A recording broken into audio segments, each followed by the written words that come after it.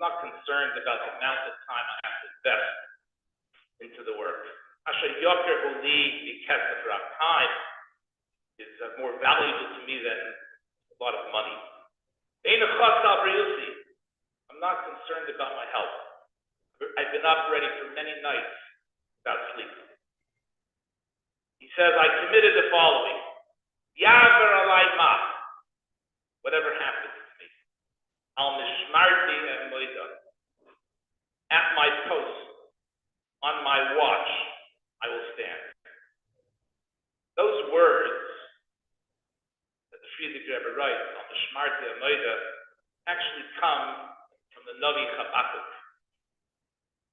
And there are numerous interpretations as to what that means. So the David explained that someone who has a job to stand ala mishmar, protects a shomer who doesn't depart, he doesn't leave his job, his responsibilities under any circumstance. He's ready, he stands ready to fulfill and to do and to involve himself whatever is necessary. So the Tziyah says, the Shmarti and the Shmeres is Davar Halmudol al Harbe B'Nildo. That this refers to a job that needs to get done by many, many people. And as I reflect on the words of the Friedrich Rebbe and Rabbi Itkin, I'll apologize in advance, Itkin was named after the Friedrich Rebbe. To me, one of the best ways to sum up Rabbi Yosef that he was al mishmarti amoida.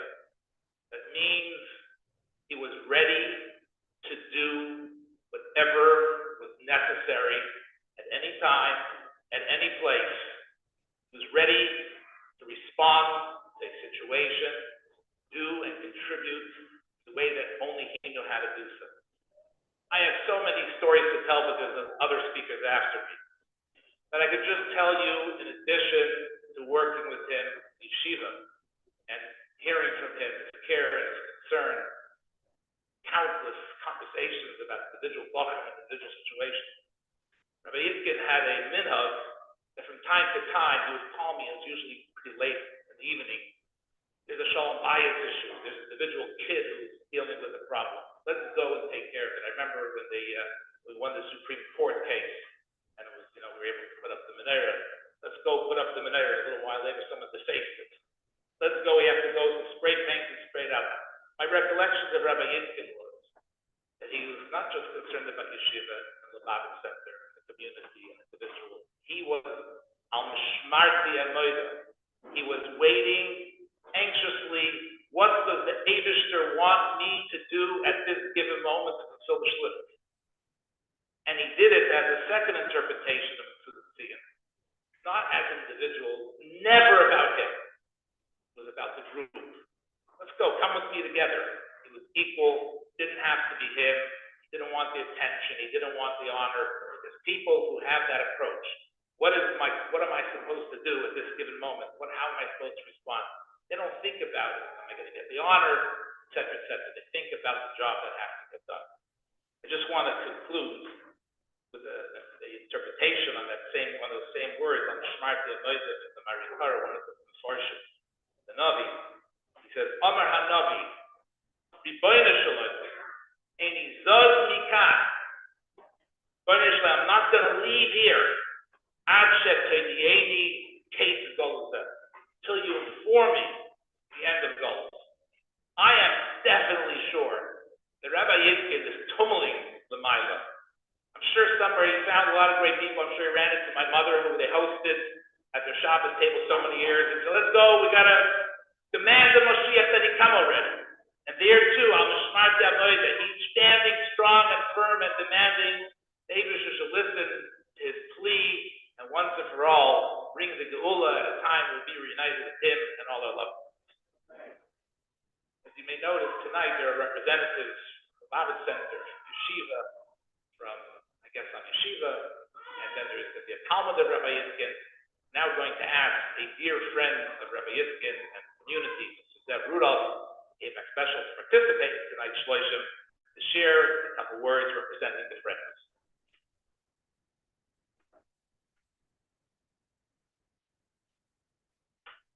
bear with me. The first time I'm thinking back.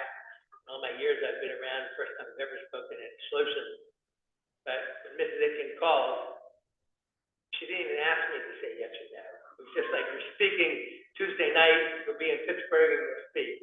And obviously my relationship with the Itkin, Mrs. Itkin and the family, the girls, the sons, just, to say they're a special family is an understatement. An old friend of mine once told me many years ago that most of your events, most of the things that you do on a day in and day out basis in life, doesn't change, doesn't raise the needle. It pretty much keeps your life the same. But there's only a few events in one's life that does really change everything.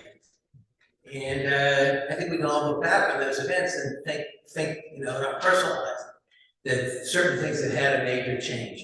And about 30 years ago in this room, when through Hatzvi-Bais, I ended up sitting, Rabbi Yosef pulled a seat up to the end of this table because I was looking for a seat, and he had me sit next to him, and I never moved from that seat. And that was a life-changing event for me. We developed a relationship over the last 30 years that really was a bond beyond comprehension. We spent many Shabbosim together, many Yom Tovim together. We spent times in many Farbrengens in Crown Heights and in South Africa where we came for our kids' Passover, and in many places in between. Literally thousands of hours together. And he was the quintessential mensch, and he exuded Ahavas Israel like nobody I ever saw. He was a giant. And it's interesting that in his years he got so involved in the field of kashrus. And as we know, the mantra of Chabad, that was one of my first bar tours at Losa, Morty's bar mitzvah, with the lamplighter. And not only was Rabbi Yosef the lamplighter, but how many lamplighters did we all try to carry a torch in their car on a day in and day out basis. And this truly represented who Rabbi Yosef was, if those of you who know, because he always had a torch, and I was the recipient of some of these endeavors many times, whether it was my mother's grill, or whether it was an event at the Federation, or whether it was different events that were going on in the community. He so quietly and selflessly took care of each and every one of our needs, not just ours in this community, but in the entire community, so that we could eat at a certain event. There were countless times I would call him, literally as I was pulling in, and say, Rabbi, what can I eat, what can't I eat? And he was so patient and so understanding. He should have said, Zev, you're such a pain. But he never did. And he was just so sweet. It's something that I think is really, we need to carry on this kindness and this act of a lamplighter to, in our daily lives and carry it on forward. As I was thinking about what to say today, I got a call from Rabbi Shloshim, who happened to have been in New York. He's from Iowa, and many of you know him. And he said, what are you doing in Pittsburgh? I said, I came for the Shloshim of Rabbi Yosef. I said, you had a relationship? He said, yeah, I was very close to Rabbi Yosef. He said, you know what my story is with Rabbi Yosef? I said, no, I really have no idea. He said, in the 80s, a student by the name of Yaakov was in yeshiva here in Pittsburgh for a short time. And that following summer, he ended up in Detroit, where Rabbi Shem Tov was a counselor. Rabbi Shem Tov was a rabbi. And he said, Rabbi Shem Tov said, Rabbi Itkin used to call me several times a week to see how Yaakov was doing. This one, Pat Bacher, who happened to go to Detroit to go to camp. He said, and then the following year, Or Hanan in Los Angeles, this Bacher ended up there, and Rabbi Shem Tov ended up there as a Shliach. And he said, we were in touch on a weekly basis the entire year about this Bacher Yaakov, to make sure he was comfortable, to make sure he was treating him well, to make sure he was happy in the yeshiva. And I'm thinking, and Rabbi Rosenblum and some of the other rabbis mentioned it, I can be sure he is organizing his favorite word, a grandiose Farbrengen up on high as we're all sitting here, and storming the heavens to bring Mashiach. And I just want to close with one personal regret, which I'm going to resolve tonight. When I called a few weeks ago during when he was in Canterbury, I don't like to say the word, when he was in Canterbury, I called Rabbi Munshine. And his wife took the phone and she said, I'm not sure if my father can hear, but if you want to say a few words, I'll put the phone up to his ear. And Rabbi Munshine put the phone to his ear. I said, Rabbi, every time we talked, we spoke at least every week for the last 30 years, and even more so in the last 10 years. And every time he would conclude the conversation, he used to always conclude by saying, Zev, I love you. And it was so heartwarming to hear a guy who grew up next door to 770. I grew up in Pittsburgh, more on a golf course than next door to 770. And we were so connected. And I responded when the phone was put there, I said, Rabbi Itkin, I love you too. But after I hung up, I regretted the fact that what I should have said, Rabbi Itkin, thank you for affecting my life, changing my life, and having such an effect on our entire Pittsburgh community. Thank you.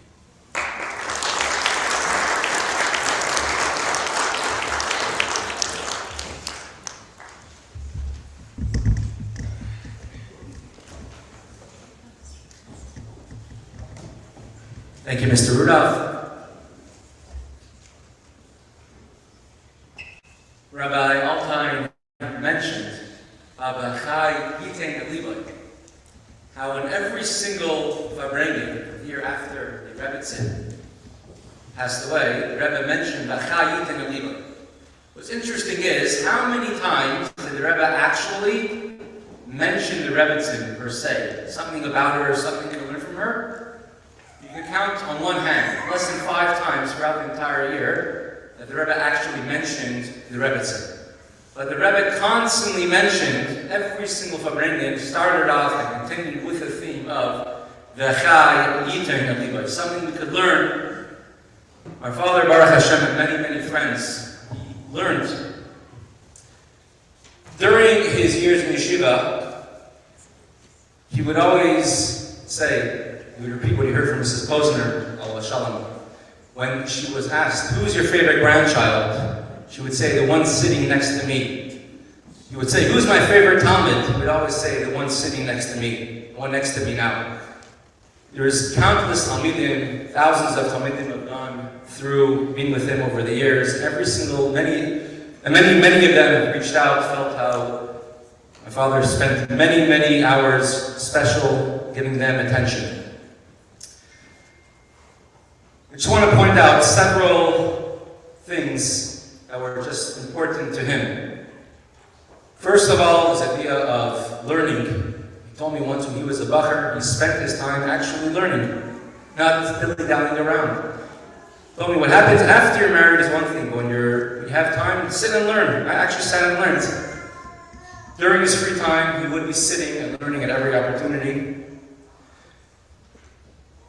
There were several people in our community who told me that every time we go to the oil, they ask a bracha for the community. Rabbi Itkin said, when we go to the oil, don't ask only about yourself, about your personal needs. Ask for the kehillah, ask for the community. Ask for everyone. And he said every time they go to the oil, they write, they ask a bracha for the community, for everyone else. He always would go over to everyone in shul. A new person, Shalom Aleichem, welcome to Pittsburgh, where are you from? Welcome every single person in shul. He wasn't usually the person who would look from far, who is that, who is that? He would actually go over to every person, welcome them. All of his many things he would do without, he would never ask for remuneration to get paid for. He kashered over the years, dozens, maybe hundreds of houses in Pittsburgh. Rabbi Altan could say, this is about us. How many people, he one time asked, how many people here did Rabbi Itkin kasher the kitchen? And almost everybody raised their hand there. He would never take money for kashering the kitchen, especially someone who wanted to become kosher. For Farbrengens, he would fundraise. For being a gabbai, he would do it on Manash Lilakal Pras. He says, Hashem will pay me back with nachas from the children, with gezunt, with simcha. We'll all be Manash Lilakal Pras. His name is Yosef Yitzchak. When Avram named his son Yitzchak, he said, Kol Hashem meya yitzachak li. Whoever hears will be b'simcha, will be happy. Yosef's idea of adding on, Yosef, Yitein, Vehachai, Yitein. My father's theme was always adding simcha, bringing simcha to everybody he saw, everybody he met. Greeting everybody with a smile. He would always go out of his way just to make people feel good. I remember one time when I was a little kid. I must have been about 10 years old. I was late to school. And I lived next door to the school, right? I lived over here, and outside of our window, you could see in the gym, you could see the school. My father asks me, do you want to ride to school? I said, yes, for sure. So we walked about 2 blocks down to the car. We got into the car, he drove me around to the front of the building. You realize that somebody needed some special time, some special attention, and they made sure to give me give a ride to school.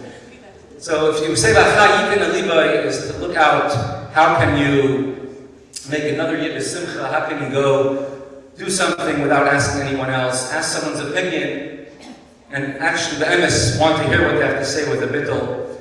One last thing I would like to say, to bring attention to the back left corner of the room.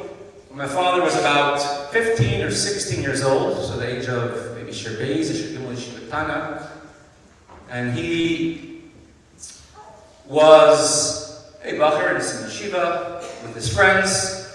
He had 16 boys in his class. 14 of them were named, 12 of them were, 11 of them were Yosef Yitzchak, and other 3 were Yitzchak or Yosef, a mix of the 2. And the Rebbe at that point was not being Magia, was not editing Mamar. Very rarely, not common. There's a chassid named Ben Teves who came to the class of young boys, 15, 16 years old, and he told them, he riled them up. He says, you know why the Rebbe is not editing being Magia Mamarim and Sichos? It's your fault. Because you're not kaching, you're not involved enough in the Rebbe's Sichos and Mamarim. You have to be much more involved in the Rebbe's Sichos and Mamarim. So from then on, they started, this group of boys, this class would review, would chazer, the chazara, every minor, every sikh of the Rebbe, they would write it down. And Rabbi Yosef, he went over to them, and he told them, I want you to give me your hanachas. Your writings that you wrote down, your review of the Rebbe's Mamarim. And they didn't know what he wanted to do. They thought he wanted to read it. They gave it over to him. Little did they know that he gave it into the Rebbe to be Magia to edit and to look over it.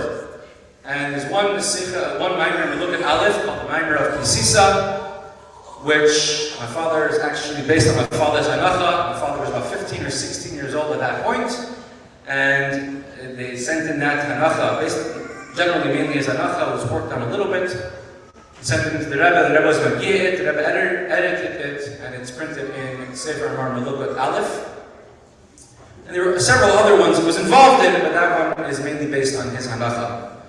And in the corner, we're making a chalukah, just like we divided Mishnayos for the Shloshim. So for the year, we are dividing all the Mamarim Melukot, the Mamarim which the Rebbe edited and were printed in the 6 Svarim, the Sefer Mamarim Melukot, and there's about 180 Mamarim, so that's Mr. Hashem going to be divided to learn until his Yahrzeit, first Yahrzeit coming up on Zion Teves.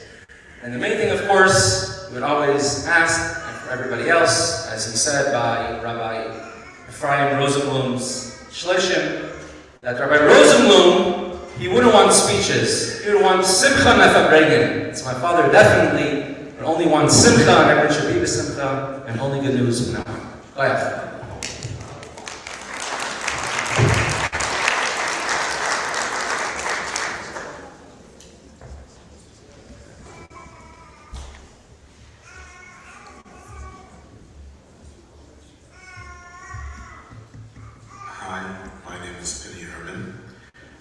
My class was the first class to greet Rabbi Itkin when he started his teaching career in Pittsburgh.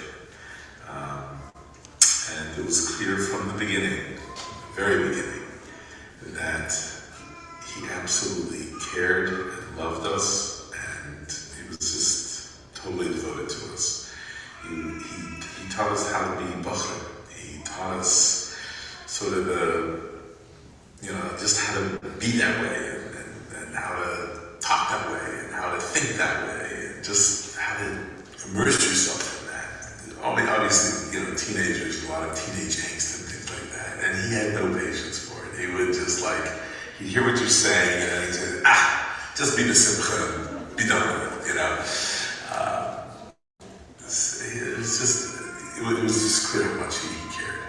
One of the things that Rabbi Yitkin was really not good at was being angry with us. He tried, and he would show that he was angry.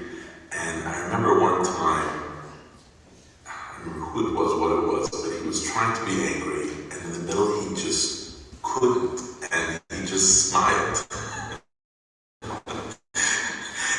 He loved us too much. The Rebbe told us, Vehachai and Libo, and we have to really think about it and really take to heart what that person stood for.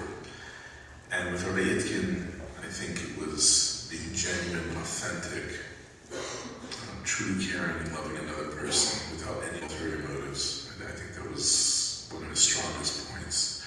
Obviously, his love of learning Libo, learning Chassidus, I believe that he cared about them equally. He also, his simcha, just, getting into a rut or whatever, just be the simcha, and you'll pull yourself out of it, and don't sweat the small stuff. And that really was, to me, just such a important lesson for my life, and something which I try to emulate every day. One other thing that really made an impression on us was Chanas for Yud Aleph Nissen.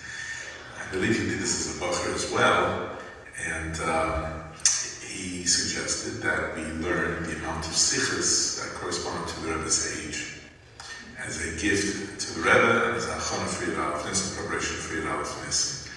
And so we learned 80 some sichos. I don't remember exactly how many, but it made a big impact, and it gave me a passion for learning sichos, and it's something which I take with me even to this very day. So that was something that was very special.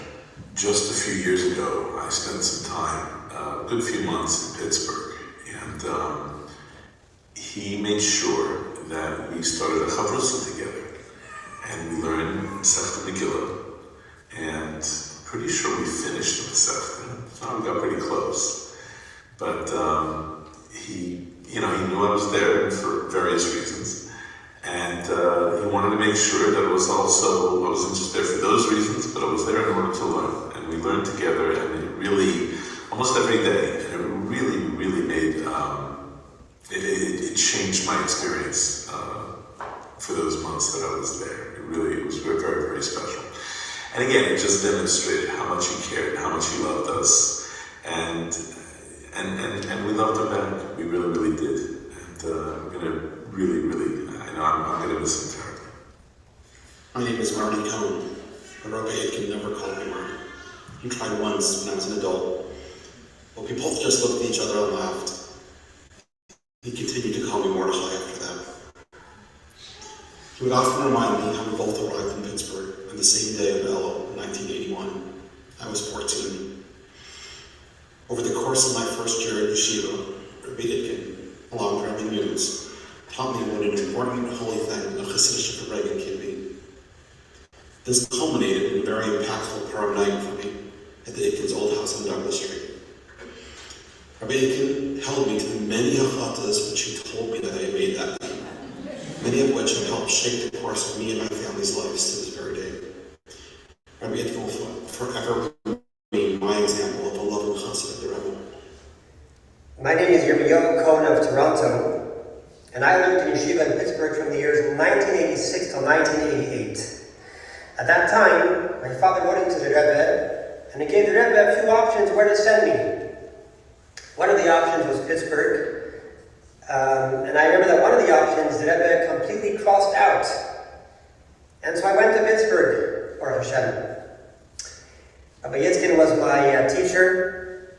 The third year that I was there, I stayed at my Rabbi and Mrs. Itkin's house.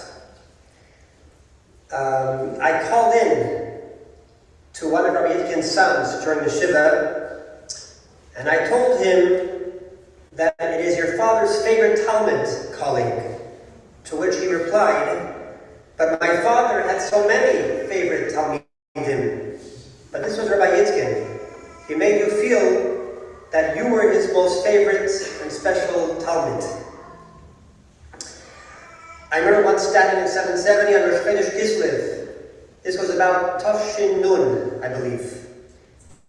And we were finishing davening Ma'ariv with the Rebbe, and the Rebbe makes his way from his place to go back, and we're singing the Rosh Chodesh Kislev Niggin. And as he gets, we were standing by the Bima, Rabbi Yitkin and I, he looks towards us, to our direction, and he makes with his hand to sing even stronger. And I remember Rabbi Yitzchak's face. He was ecstatic. He was elated. And for over an hour, we stood together, my hand over his shoulder, singing the Rosh Chodesh Kislev Niggin again and again and again. The love for the Rebbe that you saw was just amazing. My name is Rabbi Yosef. I'm a Shliach in Northern California. And I studied in Yeshiva Safik Tmimim in Yeshiva schools in Tafshin and Vav and Zion 1995 through 1997. I will never forget it. Waking up in the morning in Yeshiva was not my strong suit. And so, to encourage me, Rabbi Itkin promised me that he would personally study with me one-on-one early in the morning. I think it was 6 or 6:30 before Yeshiva started. And it worked. The excitement of that personal attention from Rabbi Itkin got me up in the morning. Those Maimarim and Derech Tzvesecha remain etched in my mind, and I can still hear him teaching them to me some 25 years later. Rabbi Itkin would always tell us the story of a man who was going to buy his son his very first siddur. And he walks into the store and he asks for a siddur that has all the commentaries of Mefarshim around the words of God. And the owner says, "Why do you need that book? He's a 5-year-old child." And the father responds and says, "I know my son. He likes to fiddle and fidget with the edges of the pages. Although fray, they'll tear.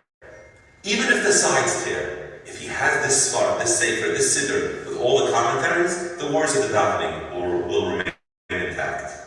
And Rabbi Itkin, in his inimitable, jovial, and energetic, enthusiastic tone, would tell us that our years in yeshiva, those are the time to invest in all the padding. He would shower us with stories, fabrenians, nigunim, and in so doing, even if over time things fray, our neshamas, our davening will remain intact. Thank you, Rabbi Itkin. Thank you for all the investment and the years you put into myself and into so many of your talmidim. I hope that I can continue to bring to fruition the dividends of that investment for many, many long years. Tehei Zichrei Baruch. Hi, my name is Rabbi Yosef. I'm a nephew, and I was lucky enough to be a talmid of Rabbi Itkin's for 3 years, starting in 2018 to 2019. And just 2 short stories I would like to share. It's on Fridays, whenever we'd have to daven in the other building, Rabbi Itkin would always offer me a ride and tell me to bring some bachrim. We would fit 5-6 bachrim in his 5-seater, and we would drive. And this 4-minute drive was more than just a car ride. It was like our weekly bringing. We would sing the gunim. He would chaz over a vart. He would ask us what we're learning. How was our week? Something interesting about this, we only had a 5-seater of Itkin to show how much he cared for the bachrim. It was in the snow. He would pull over his car whenever he saw a bachar walking. He'd always offer them a ride, even though our car was completely full. Another story I would like to share is whenever Rabbi Itkin would have the bachrim over for a Friday night meal, he would always tell the bachrim how the bachrim are Kaddish Keddashim, and the bachrim need to make their own Kiddush on Friday nights, and how it's too much for him to have on his mind. And Baruch Hashem, to this day, I'm still making Kiddush. I'll continue to.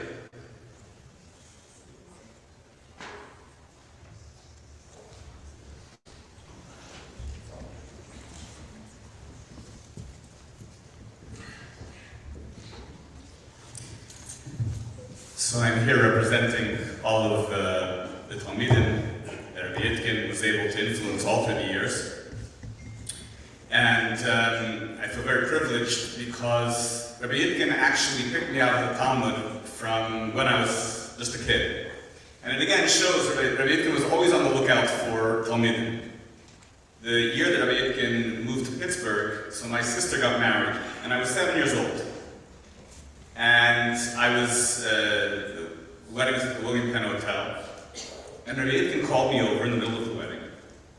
And he said to me, I want to tell you that my sister got married, my older sister got married when I was about your age, and I don't remember so much from the wedding.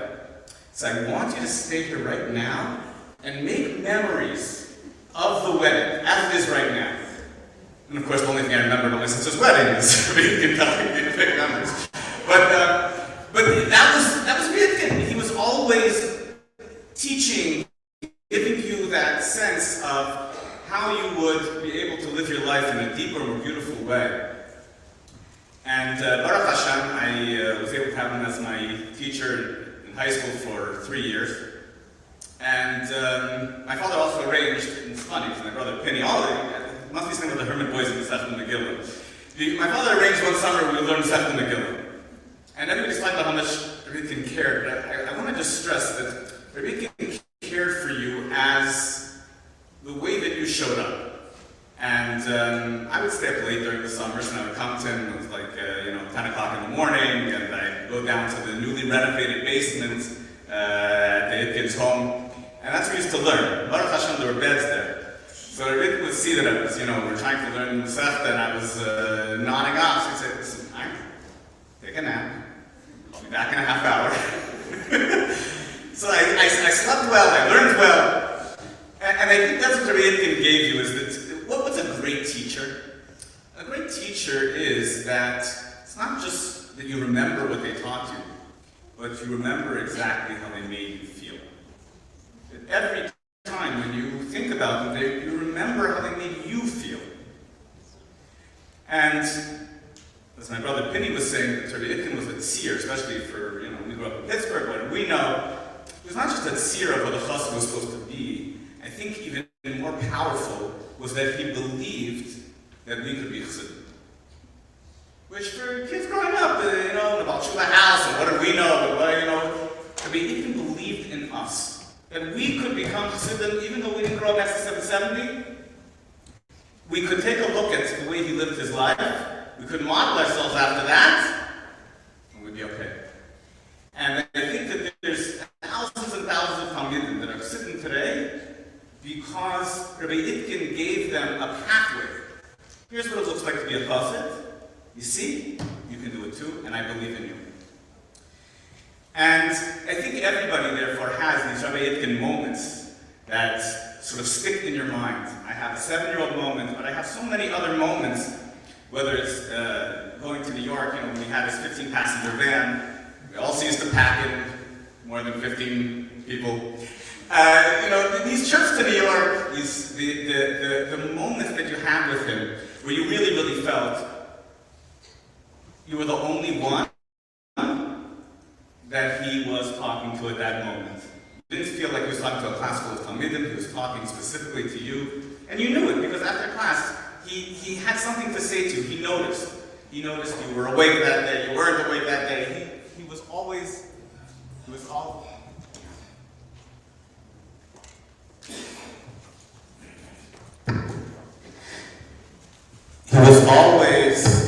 making sure that you knew that he cared.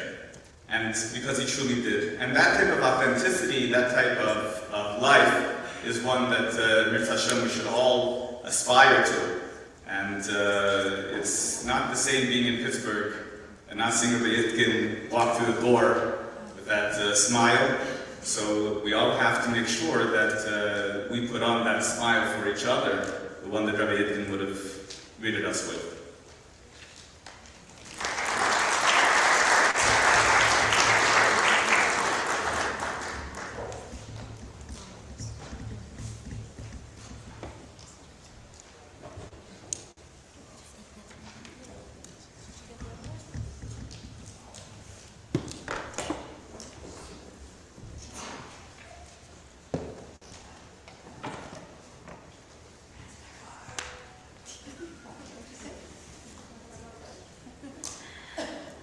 I know I'm breaking a little bit of protocol. Usually you do not have a woman speaking at these events, but my husband's life was surrounded with a sphere of Malchus very much.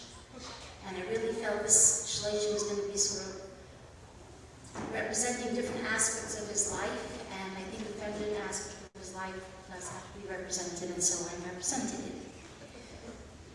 As growing up as Frum Yidden, and growing up as Hasidim, we always knew the value of a mechitza. There's no question when there's a Shalom Zachar, not Shalom Zachar, bris, a bar mitzvah, and a wedding, you have a full-on mechitza. And I grew up very much knowing that. And we were very careful with the mechitza in our lives. I remember till today, in the room next door was the Moonshine's Shabbat breakfast Friday night. The Moonshines are related to us. They're our third cousins, but I didn't know. Well, they got related to us. And I know how valuable the mechitza is. So I had a view for the men, a view for the woman, and a huge, massive space. After all, it was only family Friday night, nobody else, and we're all related. And the scene, I will never forget the scene of my father and my father-in-law standing outside those doors and not coming in till the mechitza was up. And at that moment, I made a chalata. Whenever I make an event in my life, I will make an event that my father and my father-in-law will be comfortable with. Thus, having mechitza. I will refer to, I'll use the word Eibishter for Hashem. Eibishter means the one above. That's the word I'm most comfortable using. And I will be referring to some specific concepts, but I will not be explaining them. So you'll try to get around that. When my husband and I started this journey that Hashem chose for us, we made 3 haklatas. First, we will try to do it with grace. We will do it with great avas Hashem, and we will try to do it as stress-free as possible. Many, many people in the community ask, and people all over ask this question, where did all our tehillim go? An enormous, enormous amount of tehillim was said. All those were made, classes, the world was stormed, my children were amazing, storming the world. Where did all of that go? And I'm going to tell you that our family saw where it went. First of all, it gave my husband, literally, it brought him life. It literally brought him life. And the next part, which I will be talking to be the theme of my speech, will be all the silver lining in this difficult journey. That it was mamtik or dinu. Everybody's tehillim sweetened the difficult din that we were going through. Ashreinu matay chalkeinu, u'manayim garaleinu, u'mayafa yush seinu. My husband and I, it wasn't the moment that we were not grateful that we had this fuss to be raised as Gavak. Because Chassidus looks at the Eibishter in a very different light. You look literally and learn about Vehachai and God. So we learn Avinu Malkeinu, our Father, our King. Chassidus emphasizes very strongly the concept of Avinu, our Father. Hashem loves us as our Father, and He only wants what's good for us. And Malkeinu, He's our King. When a king is crowned, all he wants to do is give wonderful things to his subjects. He loves his subjects. Sometimes he has to do things that he's not so comfortable with, but it's always coming out of the avos of Hashem, the love of Hashem. So my husband and I, for the entire journey, literally we felt Hashem holding us in our hands. It wasn't the moment we felt we were not guided from by Hashem. My husband would lay in bed night after night, and he would say, look how lucky I am. Look at all the brachos that Hashem showered me in my life.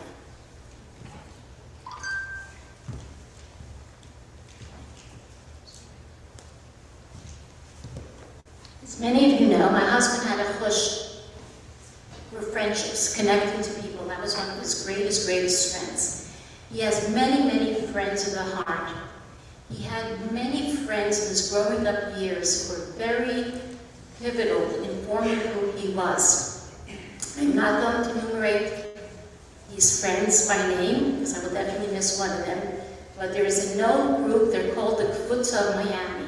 This is a group of boys who were sent on Shlichus for 3 years to Miami. And that literally formed their lives. They were brothers of the heart, literally and physically, and have been in touch and been very, very close. Before this group left, the Rebbe told them they are a group of chosen Bachrim, and the Rebbe gave each of them a Tanya. When the Kvutza, spearheaded by my husband's very, very close friend, found out that my husband wasn't well, they made an initiative, and the first thing they did was they printed a Tanya in honor of my husband for Refuah Shlema. This Tanya was very, very precious to my husband, and he kept it on his desk, and he appreciated everything that it meant, and especially to this Kvutza, because my husband never left the house without walking around the Tanya the Rebbe gave him when they went on Yechidus before they went to Miami. So to have a continuation when he was going through a challenging time in his life really, really meant a lot to my husband. My husband had many, many good friends. A very close friend was Shalom Charitana, I want to mention because he's very, very close. Shalom's brother, Shmerel Charitana, we would leave every single third day a beautiful, beautiful voice note to my husband. Hatzvi-Bais, interesting stuff. It was I think a whole book can be written just on the voice notes that he left my husband. My husband would listen to them over and over and over again. My husband had a very close friend, Mayor Eichler, who when my husband was in Miami, he wrote many letters to Mayor Eichler that really gave the synopsis of what it means to be a chassid. Mayor Eichler, in his wisdom, held on to those letters, and he shared them with our family, and some of them are, some excerpts of it are written up in the book that my children put together. My husband and I was very close friends. Rabbi Yosef, Shimon Brook, Kesselman, these are all his old childhood buddies. My husband had many, many, many, many close friends in Pittsburgh. He loved the community. By the way, I do want to reiterate this whole concept of my husband and I never went to the Rebbe or wrote a poem without writing to the community. We did it each individually, not even though the other one was doing it. But the community is primary. If we knew somebody in the community is going through a difficult thing, we would ask a special bracha for those people in the community. I would like to mention our good friends, Dr. and Mrs. Hubener. My husband's very close friend, David Friedman. I have to give David Friedman a lot of credit. He literally tried to come and visit my husband every single day. He always knocked on the door and said, please see Rabbi Yitkin. And the last year, it was really, usually my husband was really not up to visitors. I also want to thank Salman Goldwasser very much. Salman, every time a new sefer came out or something interesting, he immediately went and he bought it for my husband, so my husband should have something interesting to read. Those who know me know I'm not the type to boast about my children. The biggest compliment that I took from all my mothering, if you try the best that you can, is one of my kids told me, "Mom, you see us for who we are. You see us for our good points and the points we need to grow in yet." But I do want to say that when they were faced with a very, very big test and they were squeezed, out came Shemin Zayis Zaf, pure olive oil. I was very blessed and fortunate that my children and my sons-in-laws who are literally sons to us, they're not sons-in-laws, my wonderful daughter-in-laws were daughters to us, took turns every 3 days at the beginning of the journey. They took turns. They took off from school for that I should be able to go to school, and everybody came all the time and didn't leave us alone. And that there was just not enough words to say a thank you to them. There's many, many great silver linings that we had on this journey, and one of them was the fact that all we did was have to stay in Pittsburgh. We have a very wonderful facility called UPMC. They're very competitive in the illness that my husband has. They're very, very competitive. They're one of the top in the world, and they have the latest treatments. So you don't have to travel anywhere. I told my husband, I used to say, imagine if we lived in New York, you have to schlep to Manhattan, and you park in Manhattan, to come back to Manhattan. Everything was very, very close, and the latest things were right here. The Maggid of Masvich spoke, it says, how can a human doctor heal? He's only a human being. So, Rabbi, the Torah says they're given the power to heal. And through what means are they given the power to heal? Through a malach. Every single doctor is assigned a malach. So the Maggid Mizrahi said, the greater the doctor, the greater the malach. And we got this, my father-in-law was very, very careful, but only go to the doctors and everything, because that's where the great malach is. Hashem blessed us with an amazing doctor, Dr. Rabbi Thomas, who was a Refi Yedid in this. He ended up being a Refi Yedid. And he said, Rabbi, while you're fighting, I will fight with you.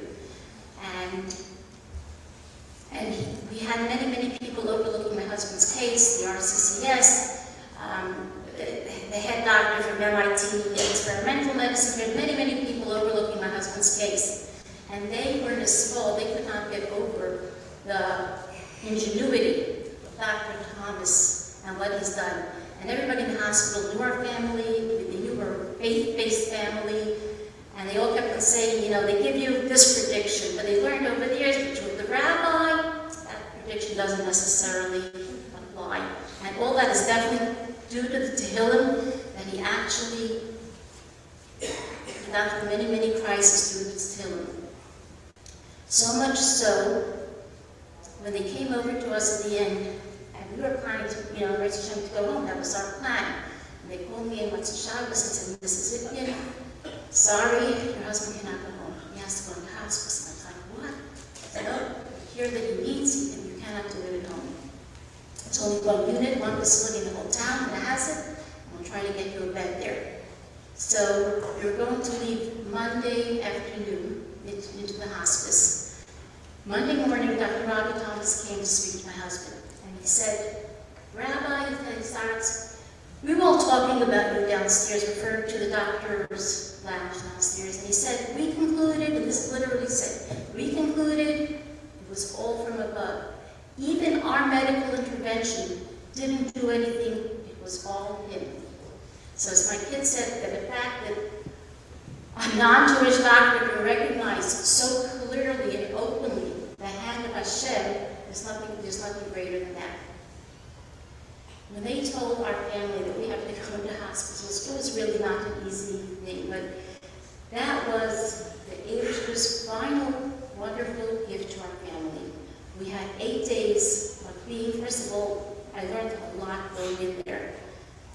The people who work there are nurses for many years, and what they do is they really give back the dignity to a person. People at the end of their life, they're at home, the hospital.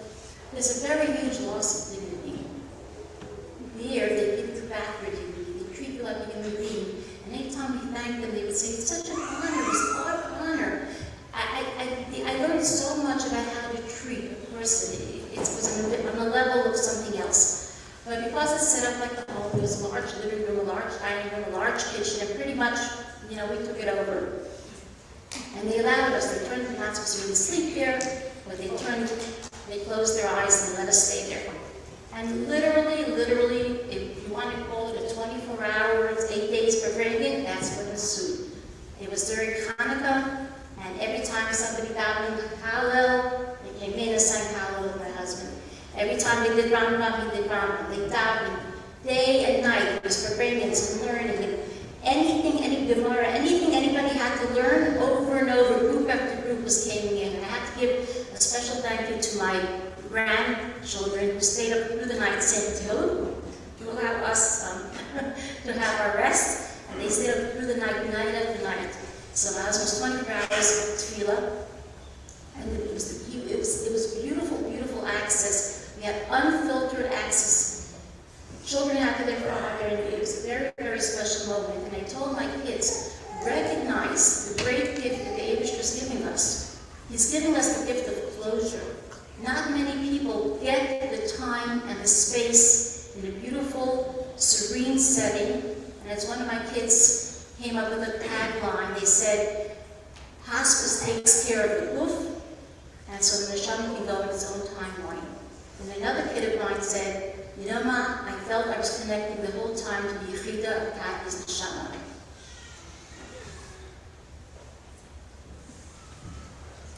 It says, Vehachai, Yitein, Libo is the theme. Many decisions had to be made along this trip. I made some interesting decisions. I'll share one of them with Some of my kids were questioning me, some of my in-law children were questioning me.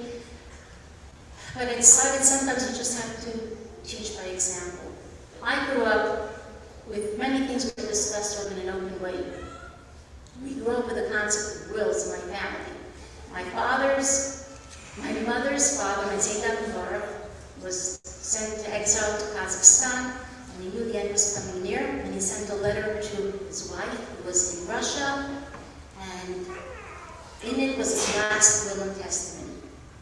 It's a very, very beautiful letter, how a chassid finishes a life, how he wraps it up, how he begs his children to follow the way of Torah, and be meticulous with mitzvahs. So we grew up knowing that letter. My father's father, my Zayda Naftali, was very, very known for his wills. Every time he learned something new in halacha, he came across a medrash, he came across something else that had to do with the proper way of a person leaving this world, he updated his will. I mean, we already knew 4 updates to his will, and us grandchildren and children knew many parts of the will that applied to us. So we did have this concept of wills in our family, spiritual wills. And some of my decisions were based on the fact that, someone told me in America there's this fear, this cultural fear of talking about the end of life, what will be. But a Yid always has to prepare his whole life. You're living here, and it's a wonderful world, but also is the time a Yid has to give a din cheshbon.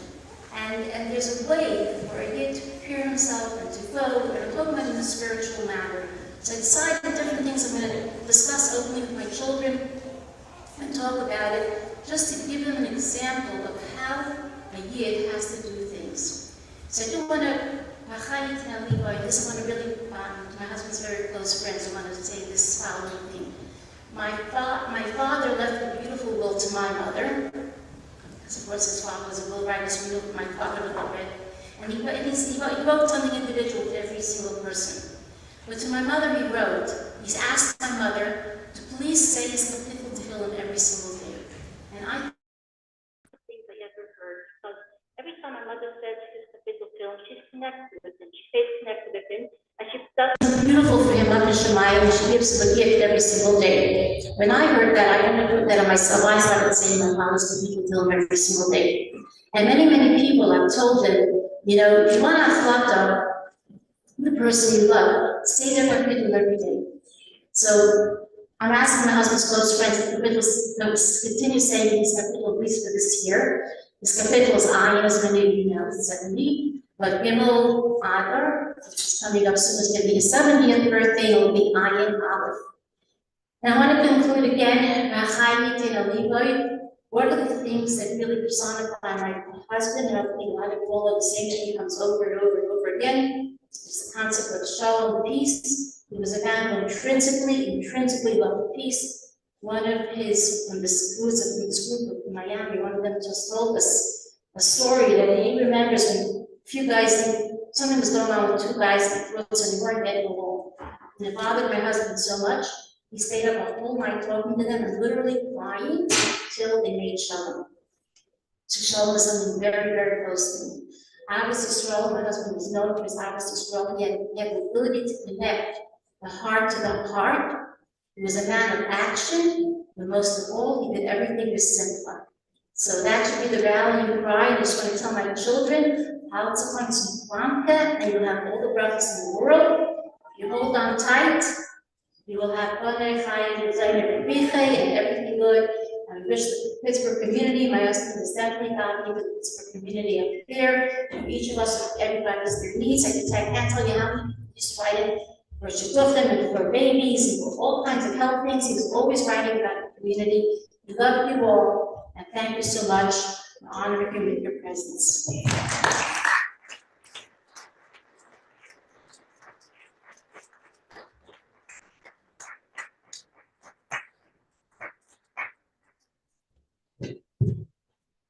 As our Rosenblum said before, it only matter Rabbi Yitchak to say, I could hear Rabbi Yitzchak's voice booming, let's all give, and it's an Itkin, a big bracha, that she should continue to lead the community and bring everyone together with Gesundheit, with the Lebendigkeit, and Gesundheit.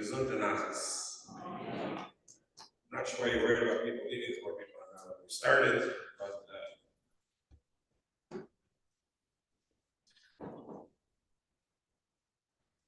one of the beautiful things tonight, I think, was that no one looked for anything original to say.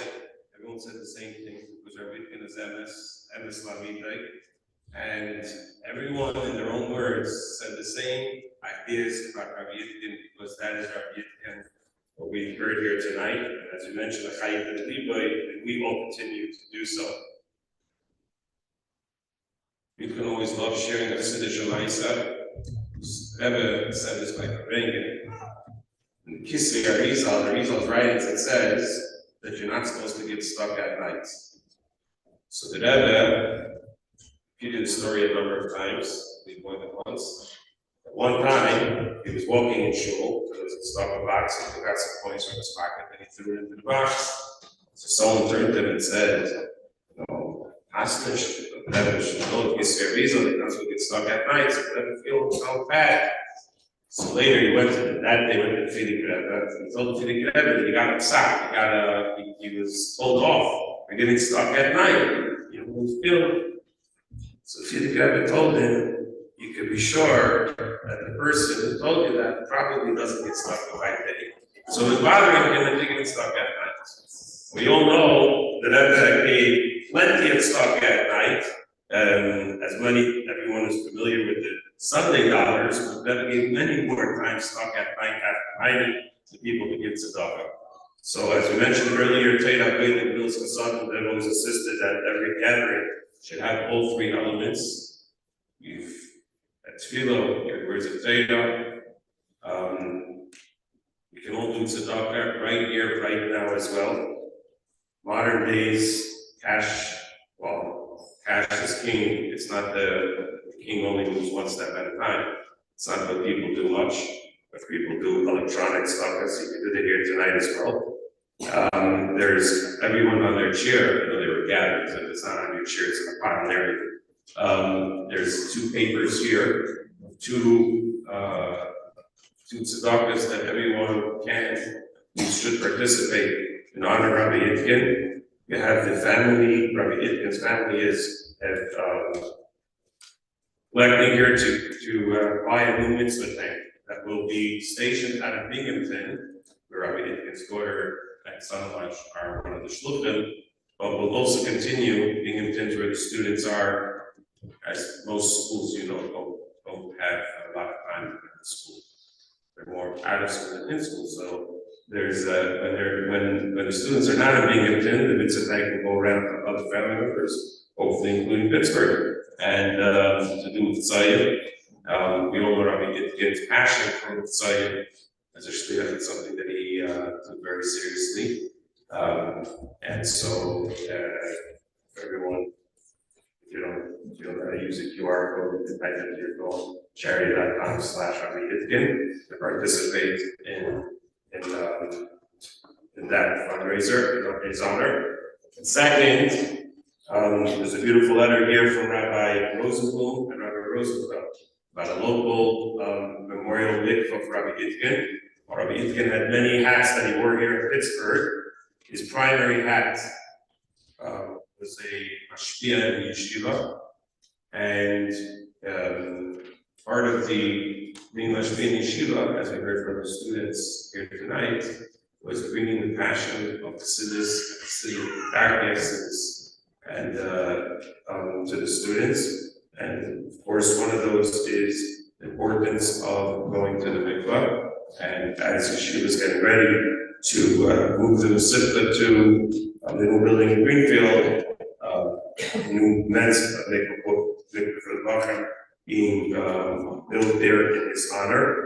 And here again, there's a QR code here, so if you don't know how to use one, charity.com, it's not on this paper, but charity.com/Rabbi Itkin mikvah. So we have to use add the word mikvah.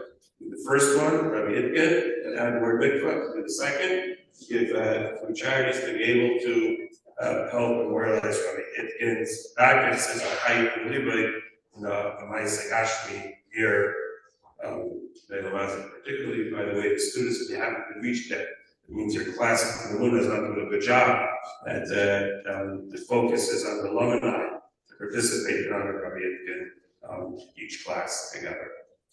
They should help, both of these schools should have shachas, and should bring about the ultimate, the most important element, which is that we should be safe that Shloshim begins tonight. That the scene of the Shloshim should be with pizza around Sheikh Yavar, Sidrei and Shluch vision. I will say that one thing is sorely missing in this event here. Chaim told me I expect I did this before I come here to say L'chaim. We would not have tolerated Chaim here, but we could be mashal will be from in the next room as soon as I have this one more video first.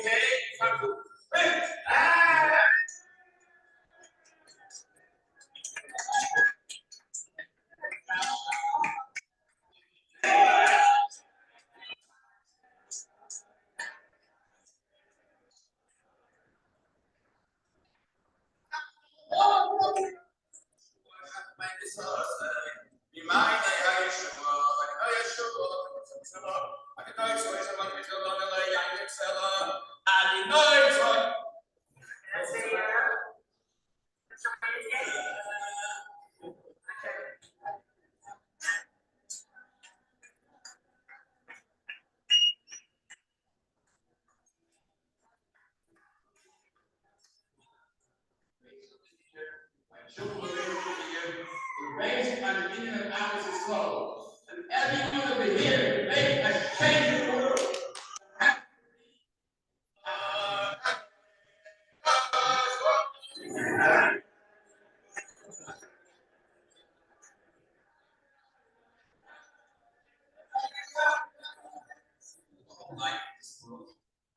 You have one friend is no more than most of them. Thank you, sir.